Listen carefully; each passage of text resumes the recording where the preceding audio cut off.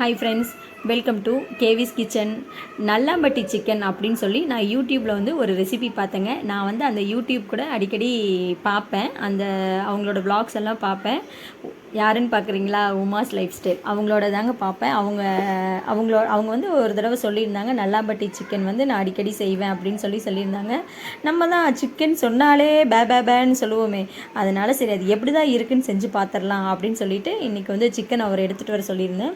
எடுத்துகிட்டு வந்து சரி செஞ்சு பார்க்கலாம் அப்படின்னு சொல்லிட்டு ரொம்ப கம்மியான இன்க்ரீடியண்ட்டு தாங்க. ஆனால் சீரியஸாக அதோட அவுட்கமிங் வந்து நல்ல சூப்பராக வந்திருந்தது. அதுக்கு மெயின் வந்து சின்ன வெங்காயம் வேணுங்க. அது சின்ன வெங்காயம் உளிக்கிறது கொஞ்சம் சிரமம் தான். ஆனால் நல்லா டேஸ்ட்டாக சாப்பிட்ணுன்னா நல்லா உளிச்சு தானே ஆகணும் இல்லைங்களா? சில வழிகள் தாங்கித்தானே செய்யணும். அப்படிங்கிறதுனால சின்ன வெங்காயம் வந்து அதாவது ஒரு 1/4 கிலோ உட்காந்து வேலையே இல்லாமல் உளிச்சு வச்சுட்டேன்னா பார்த்துக்கோங்களேன். உளிச்சு எடுத்து நல்லா கழுகி தட்டியும் வச்சாச்சுங்க. அப்புறம் இன்னொன்று வந்து வரமிளகா வந்து ரெண்டாக உடச்சி அதில் உள்ள சீடெல்லாம் எடுத்துகிட்டு ஒரு 10 வரமிளகா வந்து எடுத்து வச்சுட்டேங்க. சீடு எதுவுமே இருக்கல, ஏன்னா சீடோடு போட்டோம்னா ரொம்ப காரடிக்கும் இல்லைங்களா? அதனால் சீடெல்லாம் இல்லாமல் எடுத்து போட்டு வச்சுட்டேன். அப்புறம் இஞ்சி, பூண்டு, கருவேப்பிலை, இது தாங்க இதோட இன்க்ரீடியண்ட்டு. இது வந்து அதாவது எப்படி சொல்கிறது, ரொம்ப மைல்டாக நல்லா இருந்துச்சு. அப்போ தான் எனக்கு தெரிஞ்சுது ஏன்டா இவங்க வந்து இந்த சிக்கனை வந்து அவ்வளோ இதாக சொல்கிறாங்க அப்படின்னு சொல்லி எனக்கு தெரிஞ்சுது.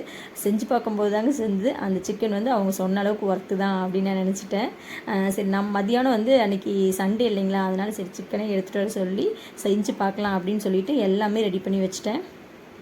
அவங்க சொன்னது எல்லாமே ரெடி பண்ணி வச்சுட்டேங்க.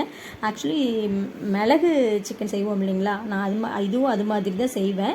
ஆனால் அதில் வந்து வரமிளகா மட்டும் நான் போட மாட்டேன். இதில் வரமிளகா வந்து வேறு ஒரு ஃப்ளேவர் நல்லா கொடுத்துச்சுங்க. அந்த வரமிளகா, இஞ்சி, பூண்டு, வெங்காயம் இதெல்லாம் நல்ல எண்ணெயிலே நல்லா வதங்கமும் அது டேஸ்ட் வந்து எக்ஸ்ட்ரா கிடச்சிருச்சுங்க. அதனால் அதில் வந்து என்னென்ன இன்க்ரீடியன்ட், ஒரு 1/4 கிலோ சின்ன வெங்காயம் ஒழிச்சிட்டேன்.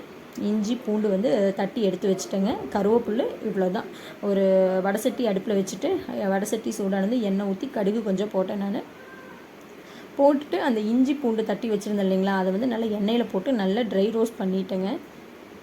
ட்ரை ரோஸ்ட் நல்லா அந்த மாதிரி பண்ணிவிட்டு அதுக்கப்புறம் வரமிளகா போட்டு ஒரு 4 கிண்டி விட்டுட்டு சிக்கன்லாம் போட்டுட்டு, சிக்கன் வந்து இதில் வந்து குட்டி குட்டியாக வாங்கிக்கோங்க. நான் பெருசாக போடல, நல்லா குட்டி குட்டியாக போட்டு நல்லா வணக்கி எடுத்தாச்சுங்க. மஞ்சத்தூள்லாம் போட்டு வணக்கி எடுத்ததுக்கப்புறம் 1 ஸ்பூன் மல்லி, 1 ஸ்பூன் மிளகு, 1 ஸ்பூன் சீரகம், 1 ஸ்பூன் வந்து சோம்பு, அப்புறம் 2 லவங்கம், 1 பட்டை துண்டு, இதை போட்டு நல்லா ட்ரை ரோஸ்ட் பண்ணி மிக்சியில் அடித்து எடுத்துக்கோங்க. கறி வந்து நல்லா வெந்து வந்ததுக்கப்புறம் அந்த பொடியை போட்டு 2 கிண்டி எடுத்துக்கோங்க. அவ்வளோதாங்க. ஏன்னா அது ஆல்ரெடி ட்ரை ரோஸ்ட் பண்ண பொடி தானுங்களா. அப்புறம் மறுபடியும் ஒரு கரண்டி வச்சு தாளிக்கிறதுக்காக கொஞ்சம் தேங்காய் ஊற்றி ஒரு 4-5 பூண்டு வந்து தட்டி அதில் போட்டு அந்த எண்ணெயோட அந்த பூண்டோட அந்த சிக்கனில் ஊற்றுனீங்கன்னா அந்த ஃப்ளேவர் வந்து அப்பா கமன்னு வாசமாக அடிச்சுதுங்க. எங்கள் வீட்டில் எல்லாருமே கேட்டாங்க, நல்லா இருக்குது என்ன வாசம் அப்படின்னாங்க. அப்புறம் நான் சாப்பிட்டு பார்க்க சொன்னேன். சீரியஸாக சூப்பராக இருக்குதுன்னு தான் சொன்னாங்க. நான் அவங்க சொன்ன அளவுக்கு அந்த சிக்கன் ஒர்த்து தாங்க. எனக்கு பிடிச்சிருந்துச்சு. ரொம்ப மைல்டாக நல்ல காரசாரமாக நல்ல சூப்பராக இருந்துச்சுங்க. அதாவது நான் வந்து சொல்கிறது வந்து அந்த ஸ்பைசஸ் வந்து மைல்டாக இருந்தது, மற்றபடி நல்ல காரமாக இருந்தது அந்த வறுவல்.